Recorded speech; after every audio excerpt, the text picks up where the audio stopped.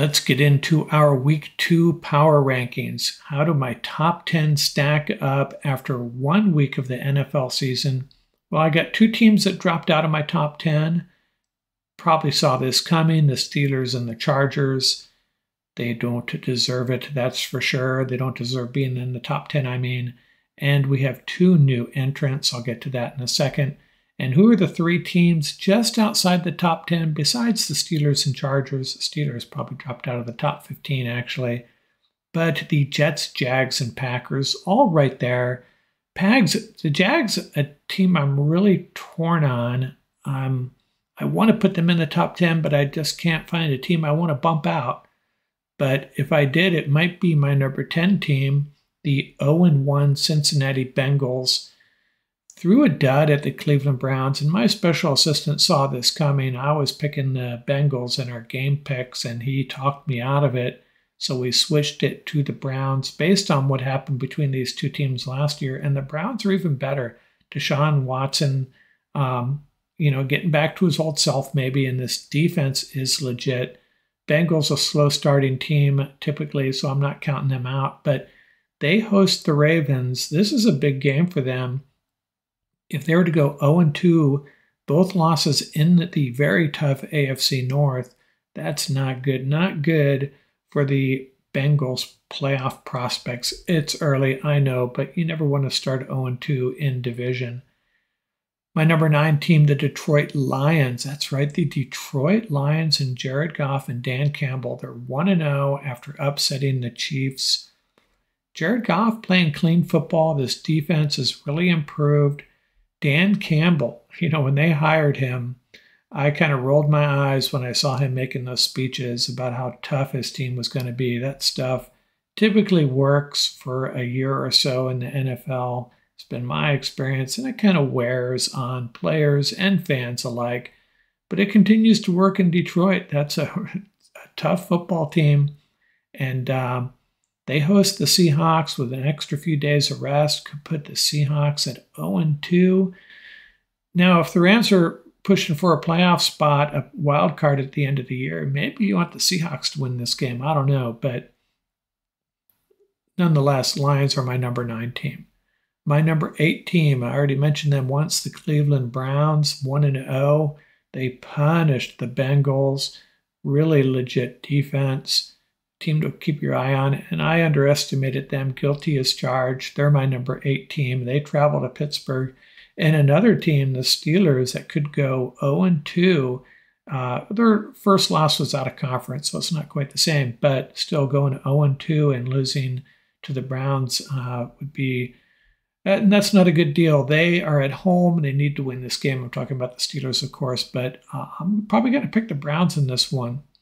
My number 7 team, the 0-1 Buffalo Bills. And they kind of gave that game away, in my opinion. They kind of had that game exactly where they wanted it against the Jets. They had the lead, they had the ball, got a great quarterback, good offense, just play smart football, and they failed to do so. Kind of let the Jets have a shot at them, and the Jets took advantage. Now the Bills are 0-1, hosting the Raiders. Bills will be okay, but tough loss to open the season. We'll find out how mentally tough they are real soon here. My number 6 team, the Miami Dolphins, they're 1-0 after just blitzing that Charger defense. Something to keep in mind about the Dolphins, though, they gave up a ton of yardage on the ground to the Chargers, and Bill Belichick, he's going to figure out a way to slow this offense down. But man, this offense is crazy good. Patriots will try to shorten the game, run the ball like the Chargers did, and they'll figure out something to slow down this Dolphin offense a little bit. But I don't know if they have the manpower to get it done. But my Dolphins are my number 6 team, and I have a feeling they're on the rise here. My number 5 team, the 0-1 Kansas City Chiefs. And without Travis Kelce, they looked a little lost on offense. He'll be coming back. Not sure if he's going to be ready this week, but he'll eventually be back, right? But the big question for the Chiefs, we're kind of spoiled by them, right? We just assume they're going to be throwing the ball all over the field. Patrick Mahomes, magic all day long. Maybe it's not quite the same Chiefs team that we've seen in years past. I'm talking about how good they are at, flipping the roster, especially at the skill positions, and just keep on rolling.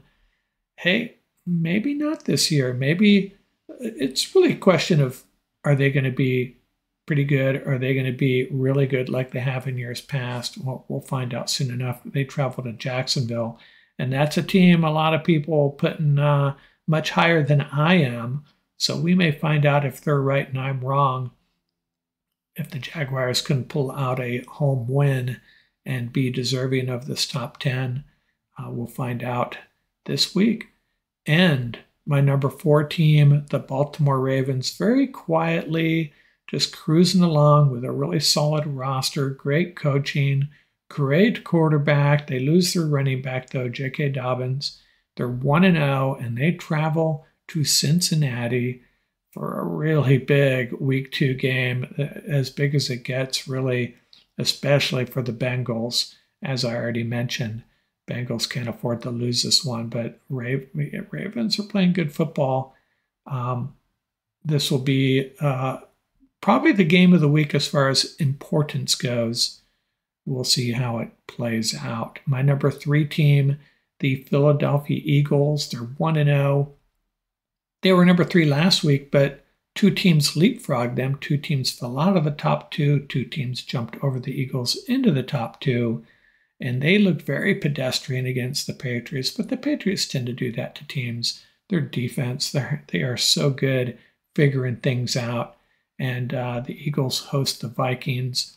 Vikings are going to rue the day they lost at home to the Bucs, because in all likelihood, Vikings are going to 0-2. And Brian Flores, I thought he was one of the biggest additions coaching-wise, league-wide. And so he'll have to figure something out for the Eagles. And if anyone can do it, I think Brian Flores or Bill Belichick, like last week, those are the 2 guys that you would hope could get it done. My number 2 team, the Dallas Cowboys, 1-0, and it's all about their defense. I haven't really seen their offense have to do anything. They don't have to contribute anything. They didn't have to do much against the Giants. Giants just self-destructed, but it was really due to an incredible Cowboy defense. And but that defense is so good. I pumped the Cowboys up to number 2 based on what we saw from the Eagles last week and the Cowboys as well. I think the Cowboys are the better team today and now, right this minute. And they host the Jets, and you're talking about 2 incredibly gifted defensive teams and 2 teams with question marks at quarterback, in my opinion. Zach Wilson versus Dak Prescott. Edge goes to Dak, but I'll be pulling for Zach Wilson. Remember, if you're a Rams fan, always root for the AFC teams in these interconference games. Every loss that an AFC team can hand an NFC team, that's a good day. So hopefully Zach Wilson gets it together. I'm pulling for him. I kind of felt bad for him the way he lost his job there, and it was a really bad look. He's a young guy, and he's very talented physically. Maybe this is his second chance, the second chance he really needed. Or is it his third chance? I'm not even sure. And my number 1 team, I hate to say it, but they deserve it. The San Francisco 49ers just pummeled the Steelers. Skilled players just getting it done. And Brock Purdy delivering the ball to open receivers on time, on schedule, with precision. And the defense, someone said it looked like they had 13 players out there against the Steelers. Maybe we need to do a player count before the snap. But they just rallied to the ball, so much speed, so many gifted players at every level. And this is going to be a big test for the Rams offensive line. Rams offensive line is in a much better place right now than they were at any time last year. Heads and shoulders better. And that's what people missed about the Rams. The situation they had with their offensive line was really the biggest factor in their collapse last year. And the Rams addressed it. I mean, they got people healthy, number 1, and moved some guys around, drafted Steve Avila.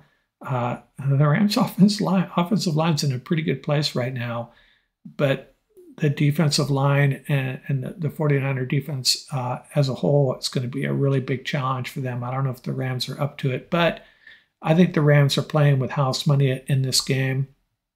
If they can just play competitive football and have their young guys take a step up and keep this game interesting and get out of it 1-1. I hate to say it, they come out of this game 1-1. I still feel really good about where this team's at, but maybe we could pull off a win. We'll see. I'm transgressing into my 49er Ram preview, which I have not yet recorded. So I'm going to stop right now, not talking anymore about this 49er Ram game, but bottom line, 49ers best team in the league right now, and I don't think you can really argue with that. I think it's pretty obvious. But will it stay that way? Remains to be seen. It's awfully early.